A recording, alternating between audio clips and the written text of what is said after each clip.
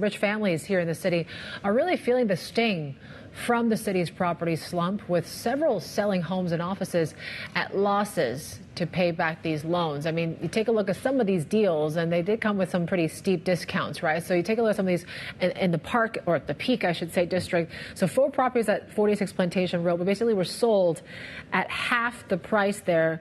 And we're also talking about this AI Essential building. That family there sold the stake at a $20 million loss.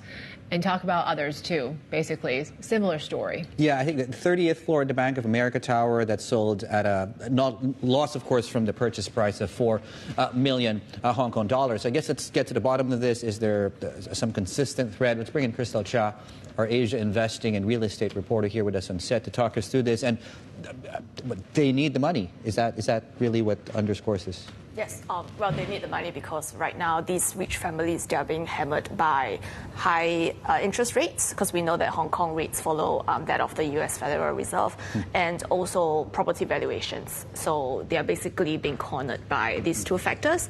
And the interesting thing, or the secretive thing, is that these families, they don't really disclose why they need the money or why they are in trouble. Right. But we know it comes amid China's economic downturn, geopolitical tensions, and a couple of other headwinds.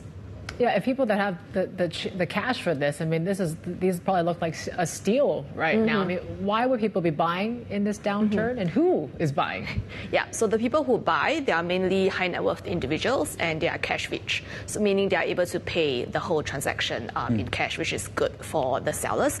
There are 2 types of buyers. One is the local Hong Kong rich person who can afford this full cash transaction, and the other would be people coming from the mainland. And this group of investors, whether they are buying for investing or self-stay, they have been heading a lot of the top transactions in Hong Kong nowadays. Yeah, we've been talking about how the Fed is likely going to start cutting rates. Will that help, or do you think this trend continues?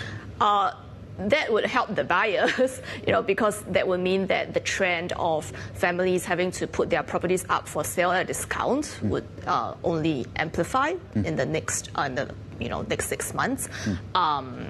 And you can imagine that as this situation goes on, these rich families, they might have to pay an interest rate of maybe 5%, 6%, and actually the rental yield in Hong Kong is not that high, maybe 2 to 4%.